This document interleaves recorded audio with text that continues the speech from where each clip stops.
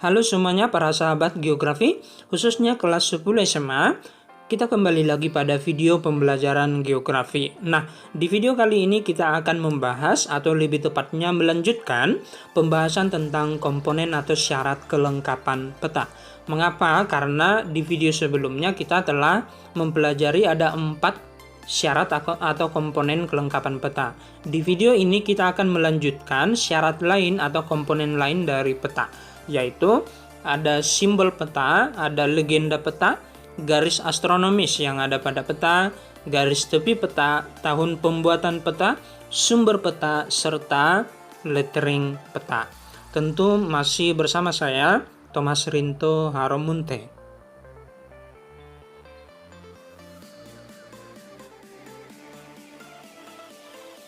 Sekali lagi bahwa di video sebelumnya kita telah membahas tentang 4 komponen peta, yaitu ada judul peta, skala, arah mata angin, dan inset. Dan di video kali ini kita akan melanjutkan tentang komponen lain dari peta, yaitu simbol, legenda, garis tepi, garis astronomis, sumber peta, tahun pembuatan, dan lettering peta. Nah, sekarang kita akan bahas tentang simbol peta, di mana simbol peta dapat kita artikan sebagai tanda untuk menggambarkan kenampakan atau objek di permukaan bumi dalam peta. Artinya apa? Bahwa setiap objek di permukaan bumi digambarkan dalam bentuk simbol, ya. Nah, suatu simbol setidaknya memiliki 2 syarat sehingga dapat berfungsi dengan baik, ya. Nah, syarat yang pertama, simbol peta harus bersifat sederhana. Lalu syarat kedua, mewakili objek aslinya dan jika memungkinkan dibuat mirip atau sama dengan objek aslinya tersebut. Nah, tujuannya apa? Supaya para pengguna peta atau pembaca peta lebih mudah mengerti ataupun memahami objek apa yang digambarkan pada peta tersebut.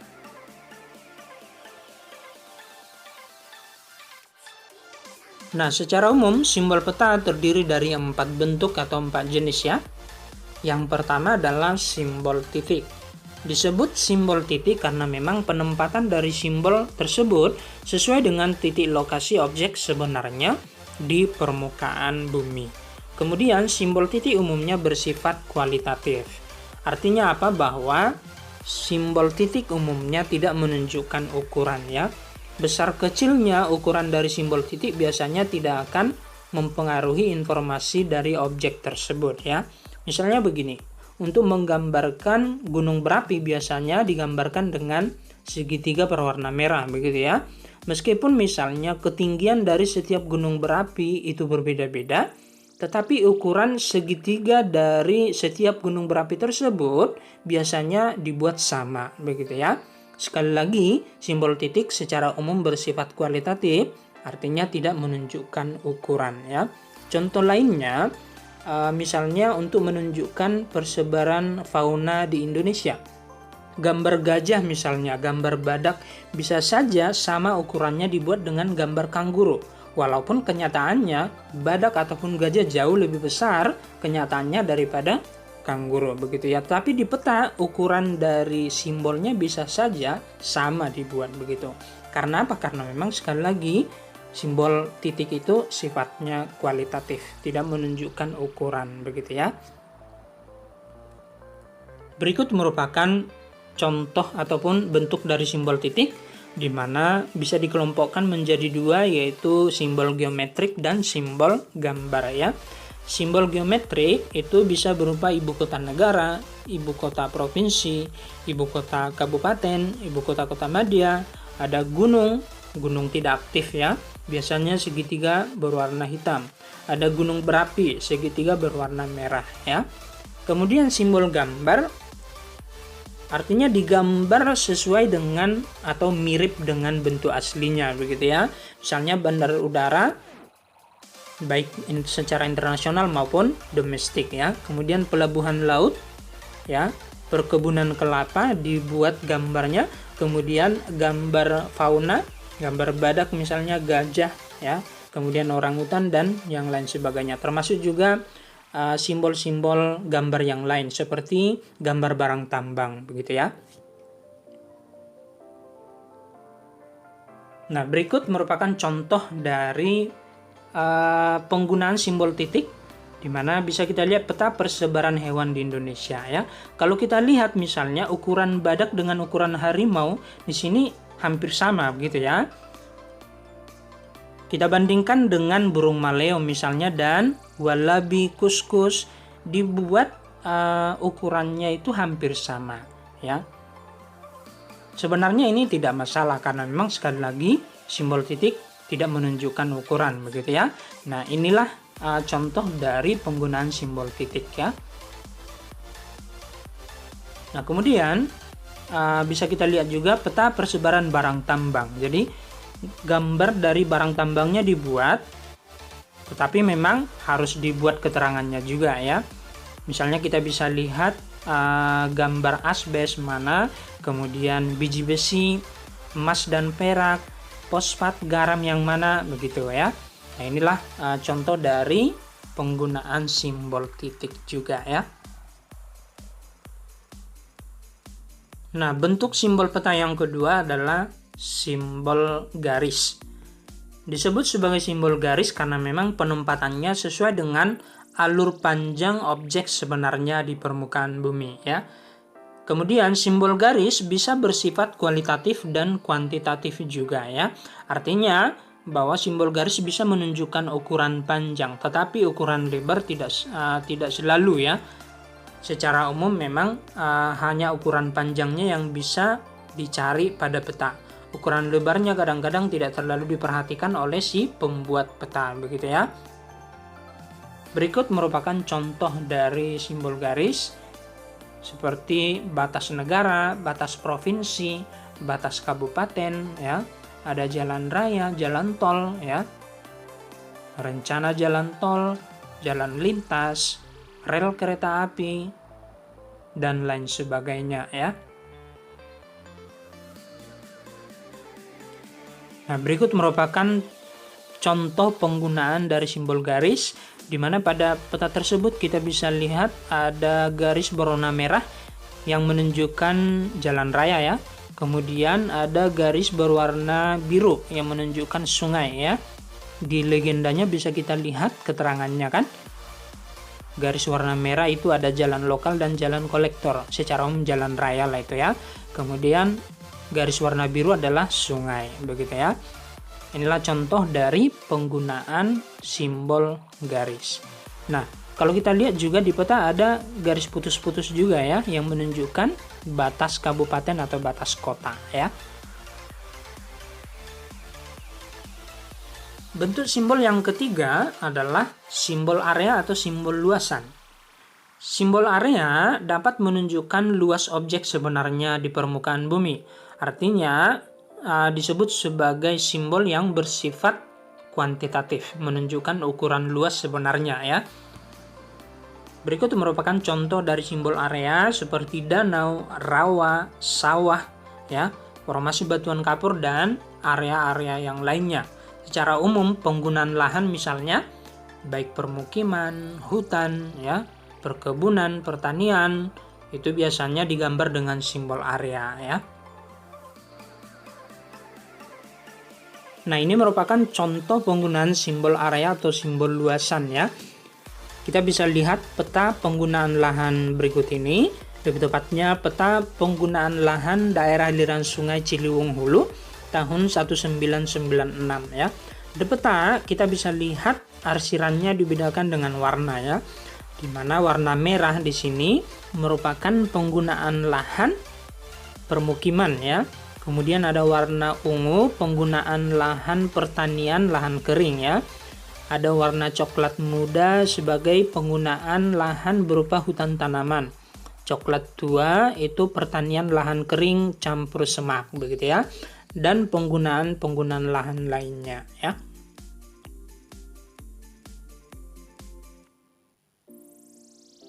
Yang keempat adalah simbol warna ya. Nah, Simbol warna ini berarti penggunaan warna untuk menggambarkan objek di permukaan bumi. Artinya setiap warna yang digunakan berarti menggambarkan objek permukaan bumi ya. Misalnya warna hijau di peta berarti menggambarkan dataran rendah ya. Warna kuning di peta menggambarkan dataran tinggi. Warna coklat menggambarkan pegunungan.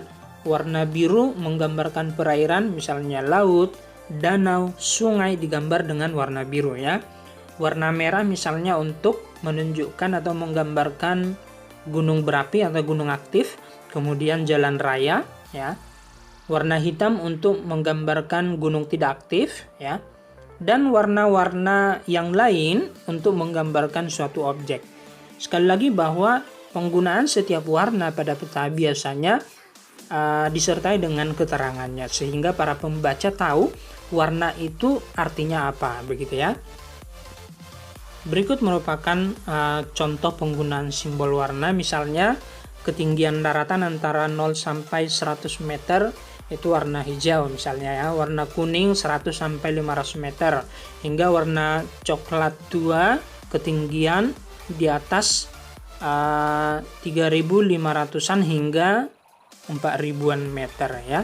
Sedangkan untuk laut kedalaman 0 sampai 200 biru muda ya, hingga biru tuanya kedalaman lebih dari 5.000 sampai 6.000-an meter, begitu ya.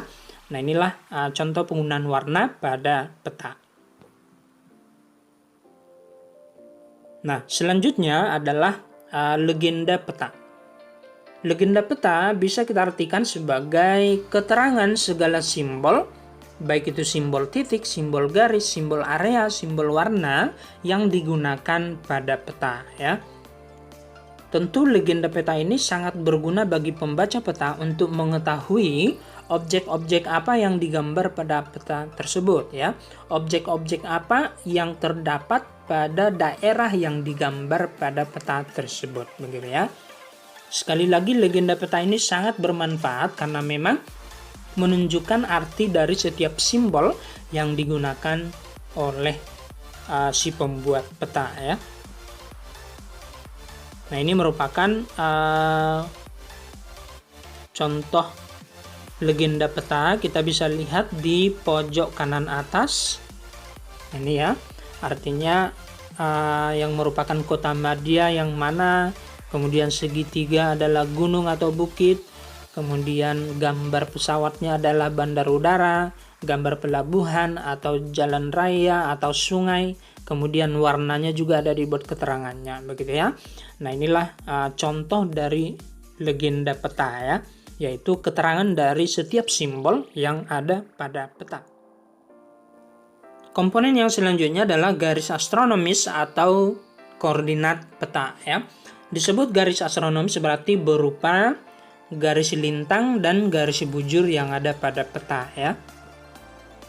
Garis lintang bisa kita artikan sebagai garis yang horizontal atau garis yang mendatar pada peta yang sejajar dengan garis khatulistiwa atau garis ekuator ya.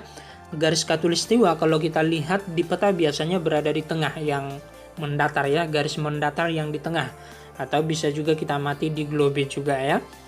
Nah, bagian atas dari garis khatulistiwa kita sebut sebagai lintang utara, sedangkan bagian bawahnya adalah lintang selatan ya. Kemudian garis lintang dinyatakan atau dituliskan dalam satuan derajat, kemudian menit dan detik. 1 derajat sama dengan 60 menit, sedangkan 1 menit sama dengan 60 detik.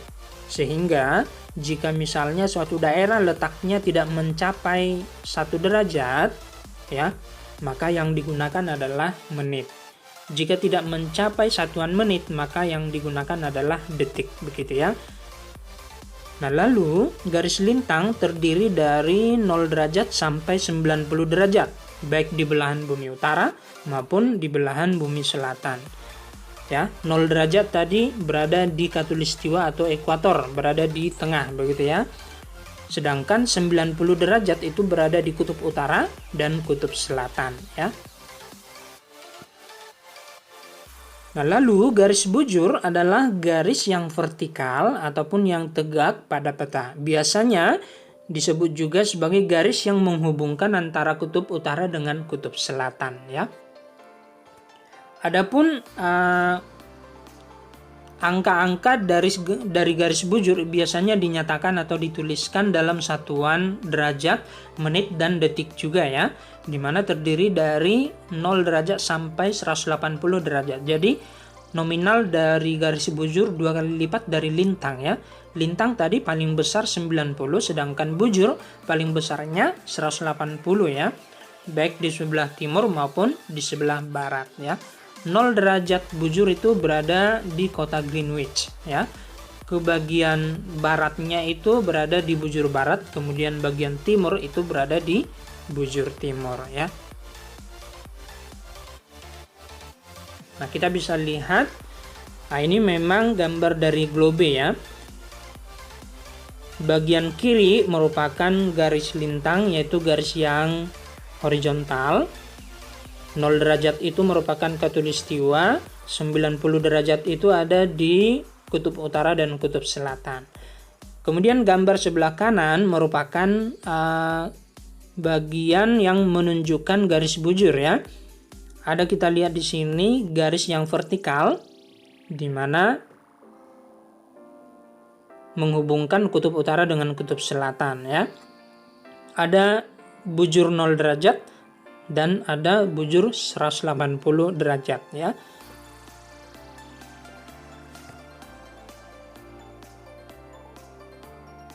Baik. Coba kita perhatikan peta berikut ini.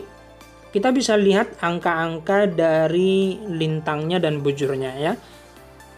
Coba kita perhatikan garis yang ini merupakan lintang 6 derajat 38 menit 30 detik lintang selatan, ya. Karena satuannya south di sini kan, lintang selatan. Inilah garis lintang pertama. Garis lintang kedua yang ini, ya, berada pada 6 derajat 42 menit 0 detik lintang selatan. Kemudian garis lintang ketiga berada pada 6 derajat 45 menit 30 detik lintang selatan atau south, ya. Kemudian garis bujurnya. Garis bujur pertama berada pada 106 derajat 53 menit 0 detik bujur timur, ya, east, ya. Kemudian garis bujur kedua yang saya buat panahnya adalah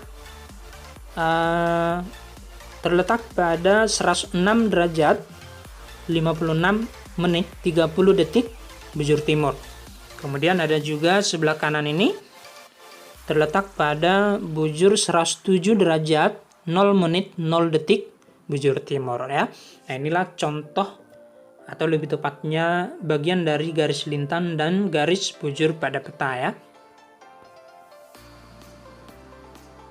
Nah, yang selanjutnya adalah garis tepi peta. Merupakan batas-batas dari peta, ya, baik batas kanan, kiri, atas, dan bawah peta. Nah, garis tepi peta berfungsi sebagai tempat penulisan angka-angka derajat astronomis, ya, angka dari garis lintang dan angka garis bujur, ya. Biasanya angka garis lintang ditulis pada bagian kiri ataupun kanan garis tepi, ya. Sedangkan angka garis bujur ditulis pada bagian atas atau bagian bawah garis tepi. Kita bisa lihat peta berikut ini, di mana angka-angka pada garis tepi atas ataupun bawah ini merupakan angka garis bujur, ya. Sedangkan angka yang terletak di garis tepi kiri dan kanan ini merupakan angka untuk garis lintang, ya. Sekali lagi bahwa garis tepi bisa berfungsi sebagai tempat penulisan angka-angka nominal atau nominal dari garis lintang dan garis bujur. Komponen yang selanjutnya adalah tahun pembuatan peta. Tahun pembuatan peta berfungsi sebagai petunjuk waktu perolehan data yang ada pada peta, ya. Misalnya, di suatu peta dibuat tahun pembuatannya 2018. Artinya apa? Bahwa data yang ada pada peta tersebut data yang dibuat pada peta tersebut diperoleh atau dikumpulkan atau diteliti pada tahun 2018. Jadi, saya tekankan bahwa tahun pembuatan bukan berarti tahun pencetakan peta, tetapi tahun perolehan data yang dimuat di peta. Bisa saja datanya diperoleh, datanya diteliti tahun 2018, petanya dicetak tahun 2019, bisa saja seperti itu, begitu ya. Sekali lagi bahwa tahun pembuatan bukan berarti tahun pencetakan, tetapi tahun perolehan data yang dimuat di peta, begitu ya. Nah, berikut merupakan contoh tahun pembuatan ya. Kita bisa lihat tahunnya adalah Februari 2012 ya. Artinya bahwa informasi yang dimuat pada peta ini, lebih tepatnya peta perakiraan sifat hujan musim ya, hujan musim kemarau tepatnya tahun 2012, zona musim di Provinsi Jawa Timur.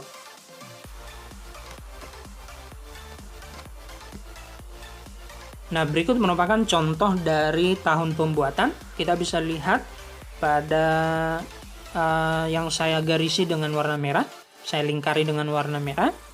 Di sini dibuat tahunnya 2012. Artinya apa? Bahwa data ini diperoleh pada tahun 2012, begitu ya. Kita bisa lihat juga dari judulnya ya, di mana judulnya adalah Peta Perakiraan Sifat Hujan Musim Kemarau tahun 2012, zona musim di Provinsi Jawa Timur. Nah, begitu ya. Jadi memang si pembaca peta tidak akan keliru bahwa informasi ini merupakan informasi pada tahun 2012, bukan 2011 ataupun tahun-tahun yang lain. Begitu ya. Komponen yang berikutnya yaitu sumber peta. Sumber peta menunjukkan lembaga atau badan resmi yang bertugas membuat atau mengeluarkan peta. Di Indonesia terdapat beberapa lembaga pembuat peta ya. Misalnya ada Badan Informasi Geospasial yang merupakan lembaga pemerintah non-kementerian ya. Dulunya Badan Informasi Geospasial ini memiliki nama Bakosurtanal ya, Badan Koordinasi dan Survei Pemetaan Nasional ya. Beberapa tahun yang lalu berganti nama menjadi Badan Informasi Geospasial ya. Kemudian lembaga yang lain ada Badan Pertanahan Nasional BPN ya, merupakan lembaga resmi di bawah kementerian ya, lebih tepatnya Kementerian Agraria ya. Kemudian ada Direktorat Topografi Angkatan Darat ya, merupakan suatu korps di Tentara Nasional Indonesia bagian Angkatan Darat.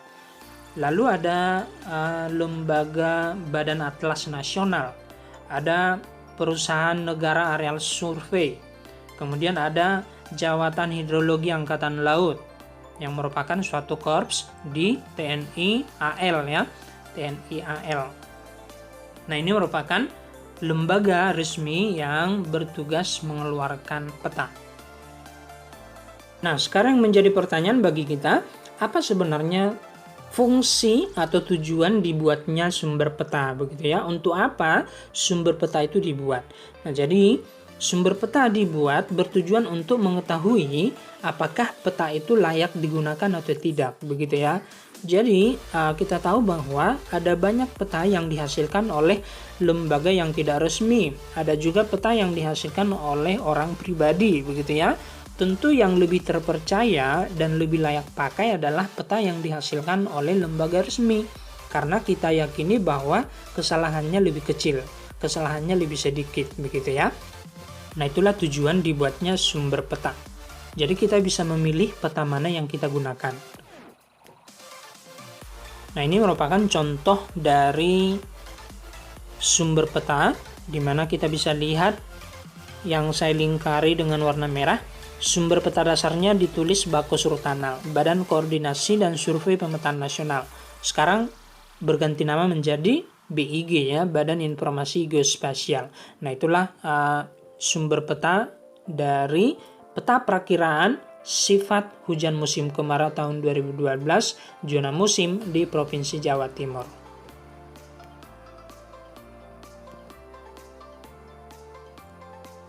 Kemudian komponen peta yang terakhir ya, yaitu lettering peta. Lettering peta menyangkut aturan-aturan dalam penulisan huruf dan angka yang terdapat pada peta. Misalnya, penulisan nama kota, penulisan nama jalan, penulisan nama laut, penulisan nama sungai, nama danau, termasuk juga penulisan angka ketinggian gunung, begitu ya, dan angka dan huruf yang lain. Ada beberapa aturan penulisan huruf dan angka yang biasanya harus dipedomani si pembuat peta. Misalnya begini, nama ibu kota, nama negara, nama benua, dan nama pegunungan biasanya ditulis dengan menggunakan huruf kapital tegak. Aturan kedua, nama kota kecil, nama gunung biasanya ditulis dengan menggunakan huruf kecil tegak. Ya. Biasanya huruf pertamanya huruf kapital ya, diikuti dengan huruf kecil begitu ya. Tetapi dibuat dengan tegak ya. Kemudian aturan yang lain, pada awal nama kota dan gunung ditulis dengan huruf besar atau huruf kapital seperti yang saya sebutkan barusan ya. Aturan yang lain, nama laut, nama samudra, nama teluk, nama selat, nama sungai, nama danau ditulis dengan menggunakan huruf miring dengan warna biru ya, warna hurufnya warna biru. Gaya hurufnya italik atau miring ya.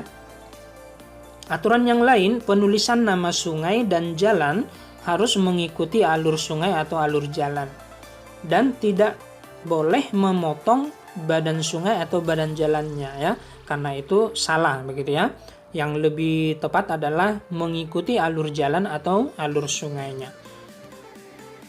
Kita bisa lihat pada peta kota Medan berikut bahwa nama dari setiap jalan itu mengikuti alur jalannya, tidak ada yang memotong jalannya begitu ya.